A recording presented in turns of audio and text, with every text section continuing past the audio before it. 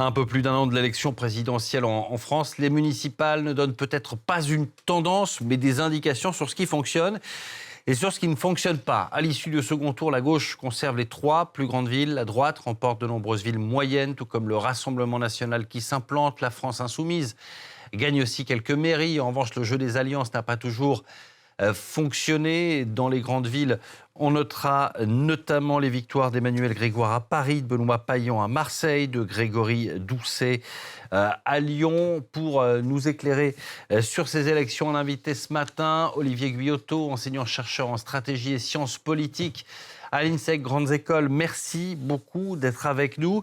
Je viens d'évoquer les victoires de la gauche dans ces grandes villes, mais c'est peut-être un trompe-l'œil, l'arbre qui cache la forêt pour cette gauche qui conserve donc ces grandes villes, mais qui en perd tout de même beaucoup d'autres. Effectivement, les résultats sont très positifs sur les grandes villes, et notamment sur des combats un peu symboliques, comme Paris ou Marseille. Mais c'est vrai que sur les autres villes, les résultats sont quand même discutables. Et puis surtout, il y a une vraie question de stratégie. Et la stratégie, c'est celle de l'alliance avec LFI. C'est-à-dire que dans les cas où elle a été faite, elle a souvent pas fonctionné, même s'il y a quand même des contre-exemples, hein. C'est-à-dire que Nantes, par exemple, elle a fonctionné. Lyon, elle a également fonctionné. Mais sur pas mal de villes, on a senti que l'alliance avec LFI générait une forme un peu de mobilisation et de repoussoir qui faisait qu'au final, ils étaient battus.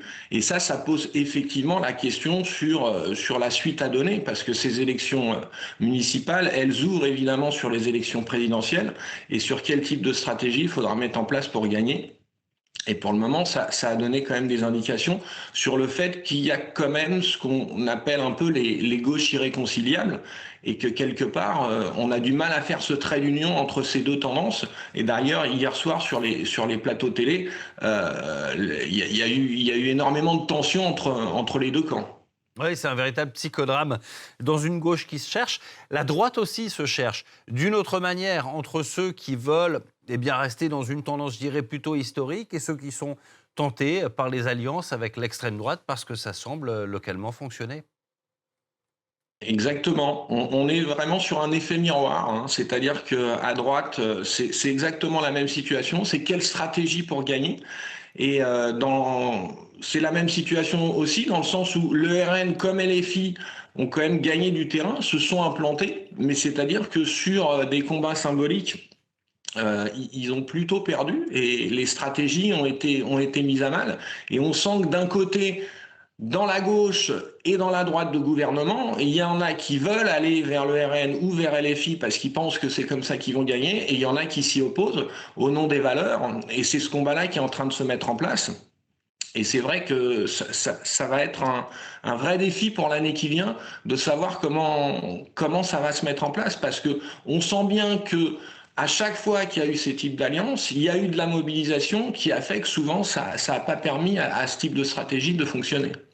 Et puis, il y a aussi des questions qui se posent donc, dans le bloc central. C'est la fin de l'ère Macron, hein, avec son deuxième et dernier quinquennat qui s'achèvera l'année prochaine, et maintenant une sorte de guerre des chefs. Qu'est-ce qui peut se passer dans ce bloc central? C'est Édouard Philippe, le patron désormais, plus Gabriel Attal, avec sa victoire au Havre? Alors, très clairement, sa victoire l'a légitimé par rapport à une stratégie où il avait dit si je perds, j'y vais pas. Donc ça, c'est clair. Ceci étant dit, par rapport à Gabriel Attal, finalement, Renaissance ne s'en sort pas si mal, alors qu'au départ, ils étaient vraiment dans une perspective où ils allaient rien gagner. Et finalement, en obtenant Bordeaux et Annecy, quelque part, ils ont quand même réussi à sauver un peu les meubles. Donc ce combat, il n'est pas fini. Et l'idée en plus, parce que c'est vrai que le parti, finalement, le macronisme tourne de plus en plus vers la droite, c'est finalement qu'il y ait quelqu'un de leur camp qui représente le centre et la droite pour avoir des vraies chances de gagner. Et à ce jeu-là, pour le moment, si Édouard Philippe a marqué des points, on est encore loin d'avoir vraiment trouvé le grand gagnant. On le rappelle, il s'agissait du second tour. Il y a beaucoup de municipales qui ont été réglées dès le premier tour avec, grosso modo, la même tendance. Et un RN notamment qui tisse sa toile dans le paysage politique français en conservant certaines villes et puis en gagnant d'autres. Et petit à petit, il y a un maillage qui est en train de se faire.